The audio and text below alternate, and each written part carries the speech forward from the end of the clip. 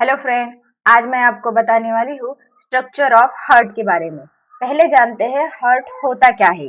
Heart, human heart is one of the most important organ. यह बहुत ही important organ है जो लाइफ सस्टेन रखने के लिए रिस्पॉन्सिबल होता है। मतलब हमें जिंदा रखने के लिए रिस्पॉन्सिबल होने वाला जो ऑर्गन है वह हार्ट होता है। It is muscular organ, most muscular organ होता है।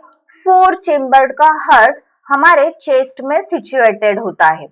बिटवीन द 2 लंग्स, दोनों साइड में क्या होते हैं, इसके लंग्स होते हैं और दोनों लंग के बीच में यह ऑर्गन होता है। यह ऑर्गन रिस्पॉन्सिबल होता है फ्लो ऑफ ब्लड के लिए। ब्लड पंपिंग थ्रू वह हमारे पूरे बॉडी में फ्लो करने का काम करता है। यह जो ऑर्गन होता है, ये ऑर्गन फिस्ट शेप में होता है। मतलब हमारे हाथों की जो बंद मुट्ठी होती है, बंद मुट्ठी के शेप में और उतने ही साइज में वह ऑर्गन होता है। इस ऑर्गन का अगर हम शेप देखेंगे तो ये शेप ऐसे दिखाई देता है। जानते हैं स्ट्रक्चर के बारे में। फ्रेंड्स, हमारा जो हार्ट है यह 4 चेम्बर है। First chamber, second chamber, third chamber और फोर्थ चेम्बर, ऐसे 4 चेम्बर इस हार्ट में होते हैं। फ्रेंड, यहाँ नीचे के साइड में इंफेरियर वेना कावा है। ये इंफेरियर वेना कावा करती क्या है, यह हमारे बॉडी के चेस्ट के नीचे के साइड के जो भी ऑर्गन होते हैं उस ऑर्गन से डीऑक्सीजनेटेड ब्लड फ्लो करके लेके आती है और हार्ट में रिलीज कर देती है। देन ऊपर यहाँ दिखाई दे रही है ये सुपेरियर वेना कावा है। ये क्या करती है, हमारा जो ब्रेन होता है, हेड होता है और हैंड्स होते हैं, वहां से डीऑक्सीजनेटेड ब्लड लेकर के यह हार्ट में रिलीज कर देती है। फर्स्ट जो ब्लड आता है डीऑक्सीजनेटेड ब्लड, वह राइट एट्रियम में आता है। वाया राइट एट्रियम से यह राइट वेंट्रिकल में जाता है। राइट वेंट्रिकल में जाने के लिए उसे एक वाल्व की जरूरत होती है जिसे हम ट्राइकस्पिड वाल्व कहते हैं। ट्राइकस्पिड वाल्व जो राइट एट्रियम से ब्लड राइट वेंट्रिकल में फ्लो तो करती है लेकिन रिटर्न जाने के लिए अलाउ नहीं करती।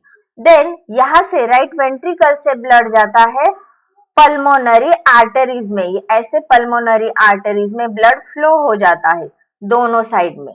ओके, यहाँ जाने के लिए ब्लड को चाहिए होती है पल्मोनरी वॉल। पल्मोनरी वॉल के थ्रू राइट वेंट्रिकल से राइट पल्मोनरी आर्टरीज में ब्लड फ्लो हो जाता है। पल्मोनरी आर्टरी कनेक्ट होती है आगे जाकर के हमारे लंग्स को कनेक्ट होती है। वो जाता है ब्लड कहाँ, लंग्स में जाता है। डीऑक्सीजनेटेड ब्लड है, अब इसे होना है ऑक्सीजनेटेड। वहां पल्मोनरी कैपिलरीज थ्रू ऑक्सीजन और कार्बन डाइऑक्साइड का एक्सचेंज होता है विद द ब्लड। मतलब जो ब्लड लेकर के आ रहा है कार्बन डाइऑक्साइड, वो रिलीज कर देता है कहा, अल्वियोलस में। इस अल्वियोलस में जो कि फंक्शनल ऑर्गन है हमारे लंग का, यहाँ कार्बन डाइऑक्साइड रिलीज कर देगा और ऑक्सीजन ब्लड से बाइंड हो जाता है। Okay, O2 is loaded from the alveolar air into blood। alveolar air में क्या होता है, O2 लोड होता है to the blood while CO2 is unloaded from the blood into alveolar air। alveolar air में CO2 unloaded हो जाता है। इस तरह ब्लड ऑक्सीजनेटेड हो जाता है। बाद में होता क्या है, इस लंग से पल्मोनरी वेन कनेक्ट होते हैं। दोनों साइड से पल्मोनरी वेन कनेक्ट है टू द लंग।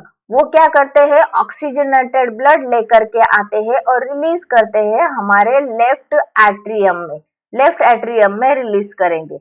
वहां से वाया मिट्रल वॉल और इसे डाइकस्पिड वॉल भी कहते हैं, यहाँ से ऑक्सीजनेटेड ब्लड एंटर करता है लेफ्ट वेंट्रिकल में। लेफ्ट वेंट्रिकल से पंपिंग मूवमेंट थ्रू यह ब्लड जाता है इन एवोर्टा। एवोर्टा में एंटर करता है। एवोर्टा में एंटर करने के लिए जो वॉल यूज होती है उस वॉल को एवोर्टिक वॉल कहते हैं।